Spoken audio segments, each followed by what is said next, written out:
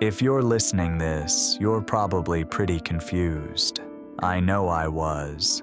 I'll explain everything, but I'm going to start at the beginning. That's the only way that this will make sense, and maybe the only way you'll believe me. It all started with that damn job, mall security. Just as prestigious and exciting as it sounds. You'd think working the graveyard shift would be the worst part, wandering empty halls in the dead of night, just in case some kids decided to sneak in or whatever. But honestly, the nights weren't too bad.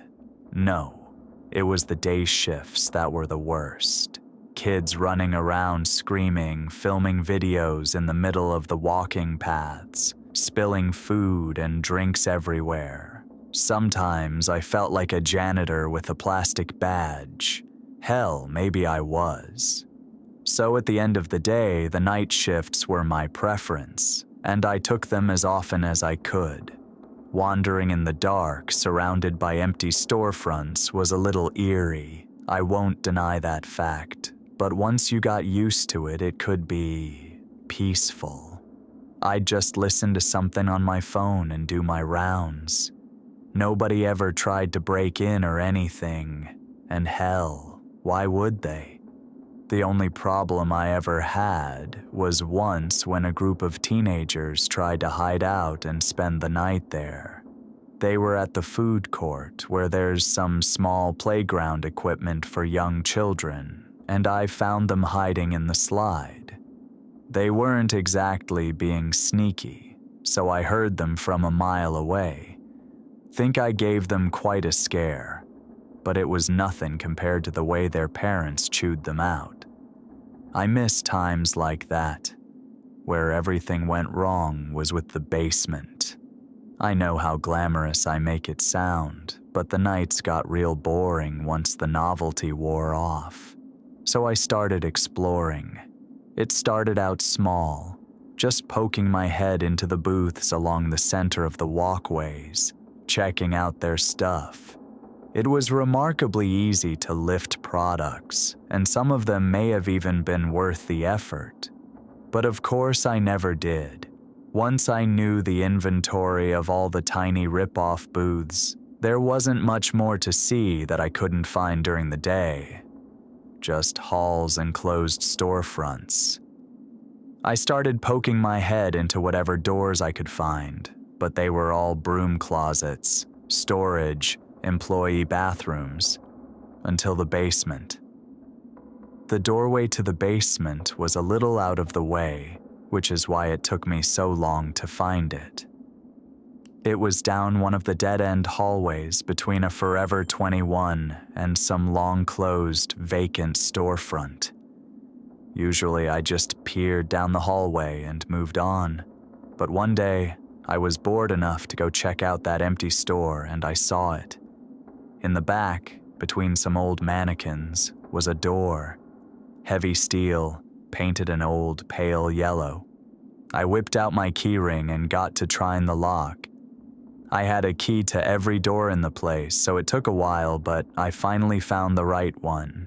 It was a key I'd never used before. I was expecting a normal back room, gutted of all the supplies, but no. What lay before me as I finally swung that heavy door open was a set of concrete stairs. There were no lights on that stairwell, so the steps stretched down into blackness. Now, the mall did have a sublevel, access for maintenance, plumbing, and electricity. At first, I assumed this was simply a door to get down there, but the stairs seemed to go on too long, and the lack of lights was a serious safety hazard. But then, with how out of the way this entrance was, and the fact that the store it was in had been long closed, it felt safe to say that nobody had probably used it in a long time.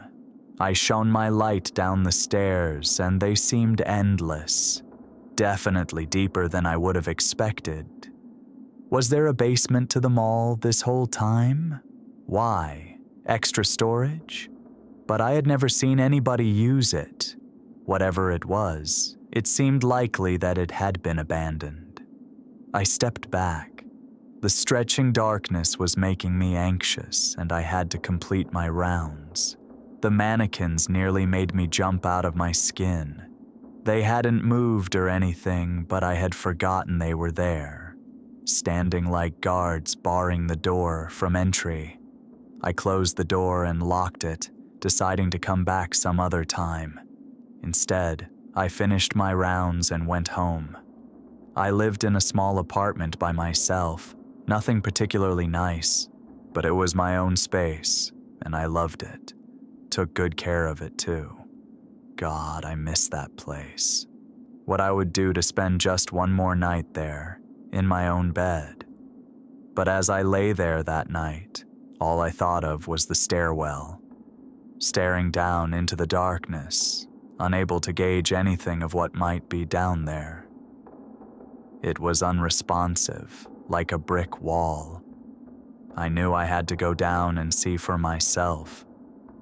For a while, I thought the staircase would never end. My flashlight was high-powered enough that I really should be able to see the bottom rather quickly, but it was just more stairs, the light terminating in inky darkness. I descended slowly. There were no handrails, and falling on these concrete steps, who knows how far down, would be extremely painful. I passed 50 steps. That should be multiple stories. How far down did it go? What was in there? I noticed that the stairwell had the slightest curve, bending left almost imperceptibly. By 100 steps, the door up at the top was shrinking into a rectangle of light, curving almost out of sight. By 200 it was gone. Just me and those stairs. The darkness felt like it was choking me. The air was stagnant and unpleasant. Minute after minute there were no changes. The stairs looked the same. The walls and ceiling were smooth, bare concrete. No signs, graffiti, nothing. I walked for a long time. I was beginning to think I should go back. I'd been walking down those stairs for almost half an hour by then. No, that's not right. I knew I should go back, not just for my shift, but because this was dangerous. Falling here would probably kill me, and who knows what might be down there. This was deep. Far too deep to make any real sense. But I didn't stop. I had to know what could possibly be hidden so deep in the earth. Finally, after about 45 minutes, a landing came into sight. I hurried down the last few steps, excited to see what all this had been for. The landing was the same as the rest of the hall, smooth, bare concrete. It occurred to me that not even dust, crumbs, or animal droppings populated this strange walkway. The walls directly to my right and in front of me were similarly bare, and the ceiling hung low, just as featureless as everything else. But on the left was a door. Not just any door, elevator doors, with just one button. It must go up, I figured, which makes sense. Who would want to walk all those stairs? But then again, why come down here anyway? Putting that aside and feeling desperate to return to the surface, I pressed the button. Surprisingly, it actually lit up. The elevator dinged, indicating the carriage was already on my level, but the doors didn't open. Then I realized that there was a keyhole below the button. I tried the same key that had worked on the door, and sure enough, it opened. The elevator was well lit, a welcome surprise. Poking my head inside, I saw that it is old. Not mining shaft elevator old, more like fancy hotel old. The kind of elevator where a man in a funny hat operates the buttons for you. Cautiously, I stepped inside. I looked at the buttons, which would once again require a key to operate. I know you may think this was stupid, but I was rather desperate to get out, so I put my key into the hole and pressed the button with an arrow pointing upwards. The button didn't stay on, and the doors didn't close. Nothing moved. I pressed it a few more times.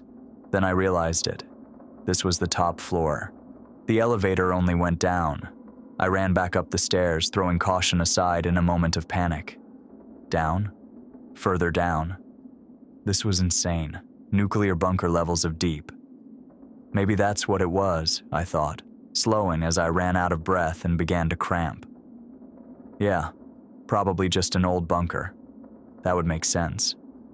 The strange stairwell, the long distance. A bunker, it must be. The rest of the climb was agonizing. My legs were already sore, and now I had this cramp in my side making everything worse.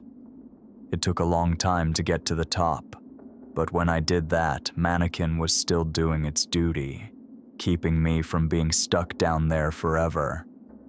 I stood it upright and thanked it for its service, then closed and locked the door. I decided that whatever was down there wasn't interesting enough to warrant the effort. Hell, it was dangerous too. I was lucky the elevator hadn't snapped and fallen to the bottom the moment I stepped inside. But beyond that, it was obvious, painfully obvious, that something wasn't right. That place was not meant for me. I went home and decided to put it all out of my mind. I would never go back there again. Except, if that were true, I wouldn't be writing this. And you wouldn't be reading it either. I loaded up before the trip. Lots of extra batteries, a couple extra flashlights, a portable charger, a small medical kit, and some protein bars and water bottles just in case. I knew that my phone wouldn't get reception through all those layers of concrete, so I wanted to be prepared. It was stupid. Of course it was stupid. I know it was stupid.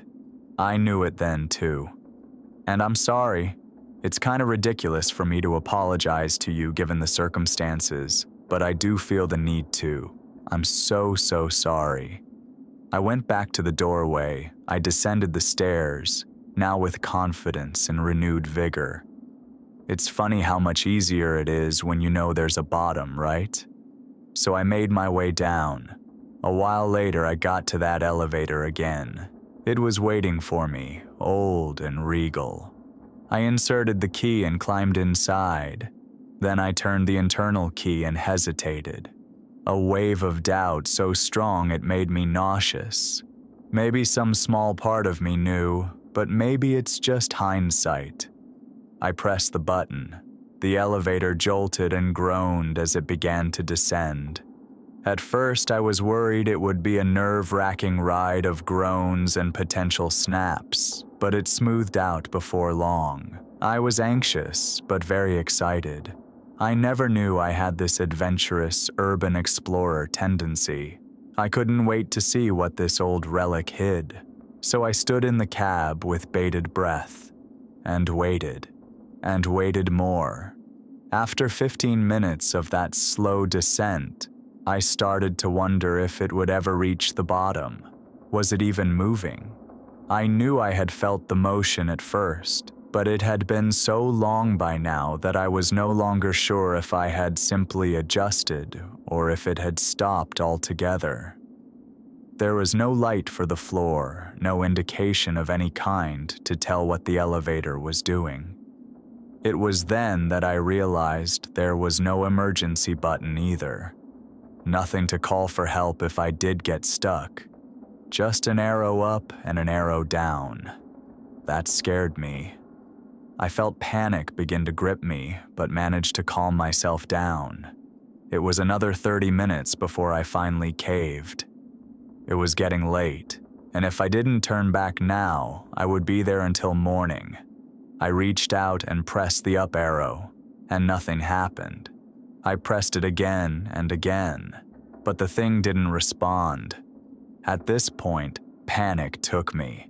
I slammed the arrow, hitting it, trying the down arrow, hitting both. Nothing. No in-flight controls on this machine. After a while, I curled up on the ground and decided I had no choice but to wait. According to my phone, It took 2 more hours. Usually I would be home by then, asleep. But instead I was gradually losing my mind in a broom closet-sized cabin descending what must be thousands of feet below the earth.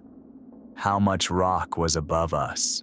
Whatever was down here, how did they manage to excavate all of it and bring it to the surface? And who the hell used it? I was lost in these thoughts when I heard it. A low, resonant sound, like someone striking a gong, but pluckier. The elevator jolted and shuddered. My heart leapt into my throat, and suddenly the ceiling came down to meet me as we plummeted into the abyss. The rest of the journey down is a blur. I don't know if it was more like 3 minutes or only 20 seconds that we rocketed down, my backpack flying around in the chaos. The seeming lack of gravity may have been a fun experience, if not for the fact that it would likely kill me. Finally, we hit the bottom, hard. The last thing I remember is that suddenly I was falling and the elevator wasn't. How did I survive that impact? I don't know. I woke up a while later, my head aching terribly and my whole body groaning in pain. The elevator's light had gone out, so I couldn't see anything. I grabbed my flashlight out of the bag and flicked it on to examine the damages. Remarkably, I seemed okay, on the outside at least. My insides felt like they had been hit with a sledgehammer, but I didn't have any protruding bones, so I counted that as a win. I turned up to examine the cabin. The doors were slightly ajar from the impact, which was a good thing because they didn't seem to be opening automatically like they were meant to. I tried the buttons, but of course they didn't work, so I got to prying the doors open instead. It took time and quite a bit of effort, but I got them far enough apart that I could crawl through on my elbows. Finally, I could see what was down here, and maybe I could find someone to help me get back to the surface. When I shambled to my feet, I saw a large open space ahead of me. I didn't need my flashlight anymore, as some of the overhead lights were functional, giving a strange ghostly feeling to the place. I took a few steps forward to examine my surroundings and heard them echo back to me. I saw glass doors, shutters, booths in the middle of the walkway. It was a mall, not the same mall I had come from, but similar enough that I knew it immediately. Under the mall, miles below the surface, was another mall. Why? What possible reason could there be for such a place? I moved to examine the stores, looking in through the glass doors to peer inside. They appeared normal: toy stores, candy shops, and empty, unused spaces, like any other failing American mall. But this was good. A mall meant phones, entrances, and people. How all that was down here was beyond me, but there would be no purpose to a mall without these things. I checked my phone, the screen now cracked from the impact, but of course I had no reception. So I began to walk the halls, like so many night shifts before. I walked a long time that first night, looking for entrances, maybe office spaces, anything that might have a landline or a way out. But as I walked, I felt that I gained no ground.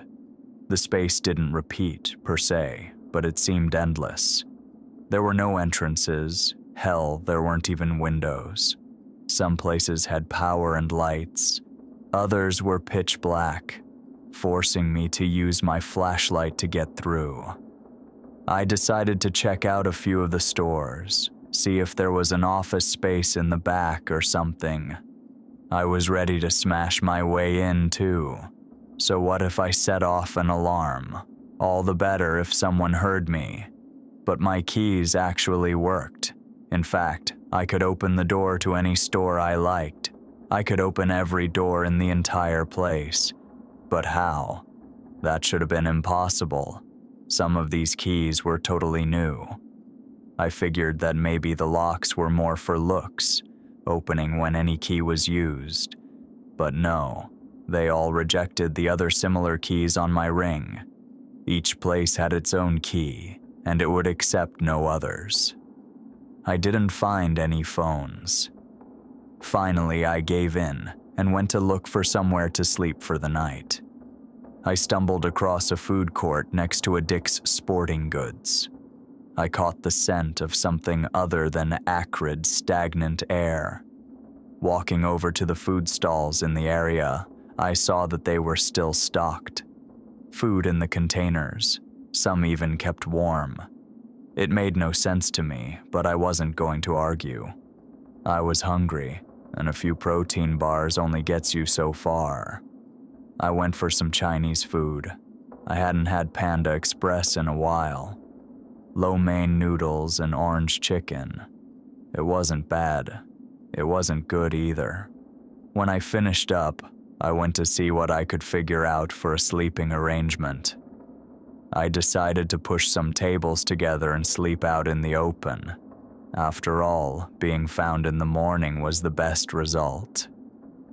I went to a nearby clothing store and rifled through their wares, finding the fluffiest options, and found a Spencer's with one of those giant tortilla blankets, and made myself at home on the makeshift bed.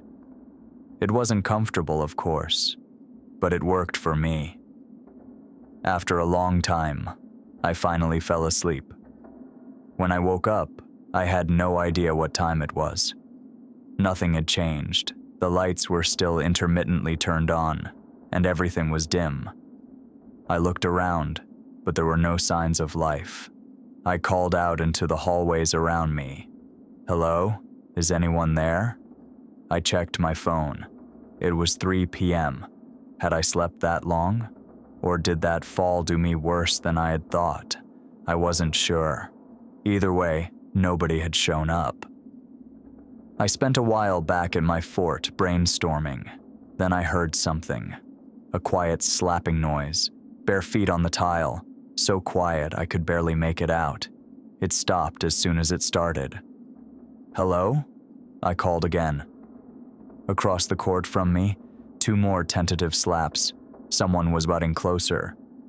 I tried to convince myself this was a good thing, probably security or an employee.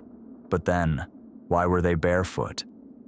They rounded the corner slowly, peering around as though they were afraid of what might be on the other side as much as I was. It was a strange, gaunt figure, naked and generally humanoid. It had gray skin and long white hair. Its eyes were black, its teeth missing. The expression on its face was horrible, agony and fear. Over every part of its body, the skin was stretched so tight that its bones were clearly visible. It reached its hands towards me and began to stumble in my direction. Its mouth drooped open and a raspy breath emerged, starting like a whisper but ascending to a howl. It screamed and began moving faster. That sound was horrible. Shrill, piercing wails that sounded like they were shredding its vocal cords, like it hadn't spoken in years. Whatever it was not human. I got up and ran. I had my bag, thankfully, and wasn't worried about much else. I heard other noises as I booked it down one corridor after another in that long, winding maze. Other things waking up, perhaps? Was its wailing cry a signal to them? Or would they hunt it like it did me? Inevitably, I got lost. Losing the creature was not difficult. It was rather slow, but I no longer knew where I was either. I had taken escalators both up and down, but everything looked more or less the same. Out of breath, I found myself in a long corridor where the lights didn't function and slowed to a walk. I turned on my flashlight as I made my way down the hall, trying to keep quiet. It reminded me of my nights as security all over again. And that was when it hit me.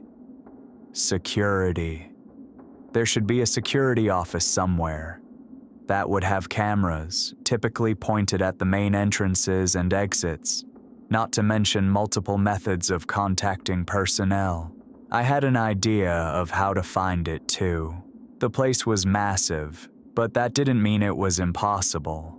They may very well have multiple security offices in a place like this. How else could an officer possibly respond to calls from opposite sides of the mall? And though I didn't know where they were, I could use my intuition for that. Overall, the mall was laid out like a normal mall. Things were generally where you would expect them to be, with the exception of any way in or out. So if I relied on my intuition, maybe my feet would guide themselves to the office. Brilliant, right? Okay, maybe not, but it was all I had. The next 2 days were spent in pursuit of this goal. I walked through the mall, trying to automatically orient myself. I didn't call out anymore, and stuck to the stores to sleep. Food and batteries were not difficult to find. Somehow, the place was fully stocked.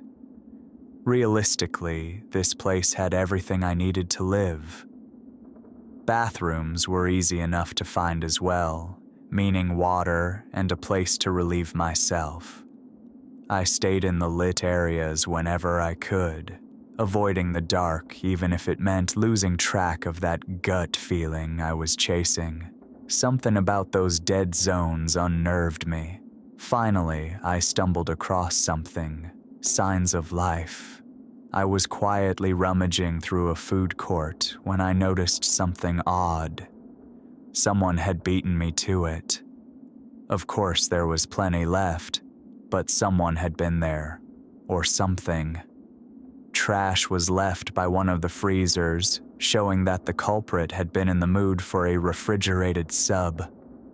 I wasn't sure whether to feel relieved or afraid, but the concept of someone else being there gave me a spark of hope. That kind of isolation can make you insane quickly, and I was craving the opportunity to see someone, to speak to them. So I got to work scouring the surrounding areas. I moved quietly in case more of those things were nearby. Again, I was left to follow my gut, but this time it worked. I found what I had been looking for, a security office next to the bathrooms.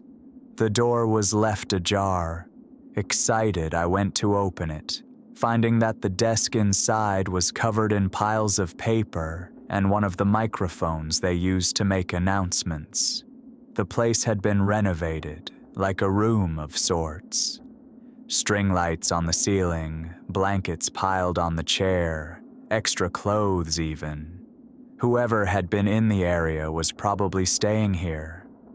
I examined the room closer, distraught to find that there was no phone, but elated at the sight of a wall of screens, functional cameras. I leaned over the desk, examining them closely. None of them showed an entrance, but still, a lay of the land would be useful. As I was examining the camera feeds, the door swung open.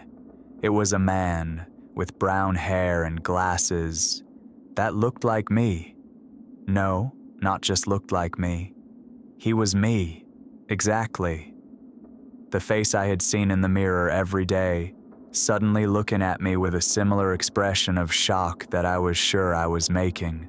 I jumped back, sending piles of paper spilling to the ground. He looked wary. He put a finger to his lips and looked at me intensely, gesturing downwards with a flat palm to tell me to keep it down. I came a little closer, away from the wall, to get a good look at him. He looked tired, defeated. He was skinnier than I was, too. How long had he been there? As I leaned in, he began to panic, reaching out at me and shaking his head. It scared me, and I lost balance briefly, falling over the desk. I caught myself, but found what he had been so worried about. I had hit the button to activate the microphone, and feedback was beginning to whir through the speakers outside. He glanced around and gave me a sad, pitying look before running off. He didn't bother to try to gather his belongings, just bolted. I should have followed suit. Instead, I raised my hand from the button, turning off the speakers. Their shrill cry still echoed through the halls, ringing out as though calling for a mate. Something called back. Not like the thing earlier, this was deeper and much louder. I heard it from a distance, a roar more than a scream. That was enough for me to finally bolt. I turned hall after hall, hoping to impede its line of sight as best I could. I could hear its loud, thumping footsteps. It was gaining on me. It could hear me running, and it was faster. The only way forward was a dead zone, so I whipped out a flashlight and kept running. I decided my only option was to hide. I turned to the nearest store and tried the handle. Locked, like every other store. I threw my flashlight to the ground and began searching my keys in a panic. I found the right one and flung open the door, jumping inside as fast as I could. I hid towards the back of the room. I could see the hallway through the glass door thanks to my dropped light. The creature's booming thuds slowed, but they didn't stop. They drew closer and closer until I could hear the thing breathe. Large, heaving breaths that sounded pained. Finally, it entered my sight. It was huge, gray skin like the other thing, but so much larger. It had the dimensions of a giant gorilla, with massive, bulky arms in the front, ending in thick, sharp talons. Its head resembled a human skull, to the point that I was unsure if its sunken sockets even had eyes in them. But the lower jaw was missing. Its rib cage was splayed totally open, the remnants of some entrails hanging out, and the opening continued to its upper jaw, where there were no teeth. Did it have no organs? How did it live? And could it even eat? It seemed to sniff the air over my flashlight and turn towards the store I was hiding in. A moment later, giant hands slid under the shutters. I went to hide behind a shelf of stuffed animals. The shutter screeched as it was pulled open. Lumbering steps came inside the store, coming up on the aisle on my left. There was nowhere to run. My only hope was to make it out the same way the beast had come in. I crept slowly around the opposite side of the aisle while the thing lumbered closer. When it was just rounding the aisle, I made my move, creeping around the corner and heading for the opening. I heard it grunt. I turned to look at it.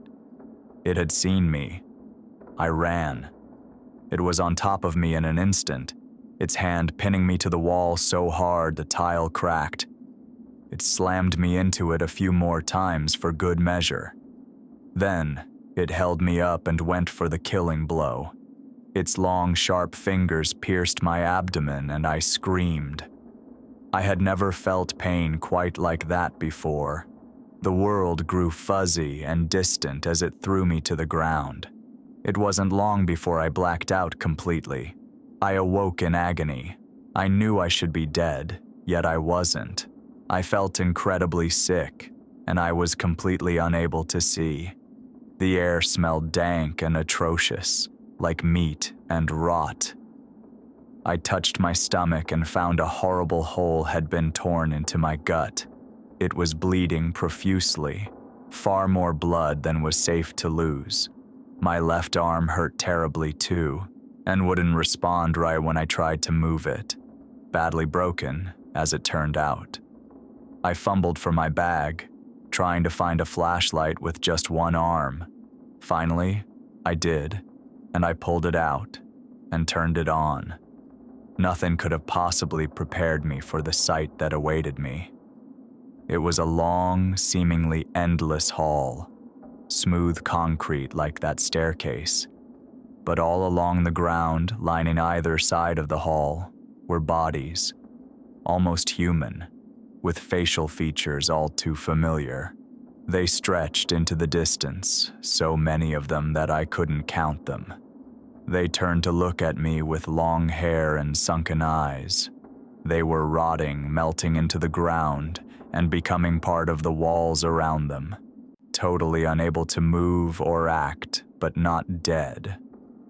They resembled mold colonies. If I could have screamed then, I'm sure I would have. But my internal organs were in such disarray that I saved myself from summoning that thing again. The bodies began to mumble as I moved towards the nearer end of the hall, where I could see a door in the distance. I was worried they would scream, but they seemed unable. They didn't seem to care when I stepped on them to get by either. I made my way down to that door and saw it was ajar. A hand was on the floor, holding it open. I felt lucky not to be locked inside with those things. Whatever the hand belonged to wasn't moving.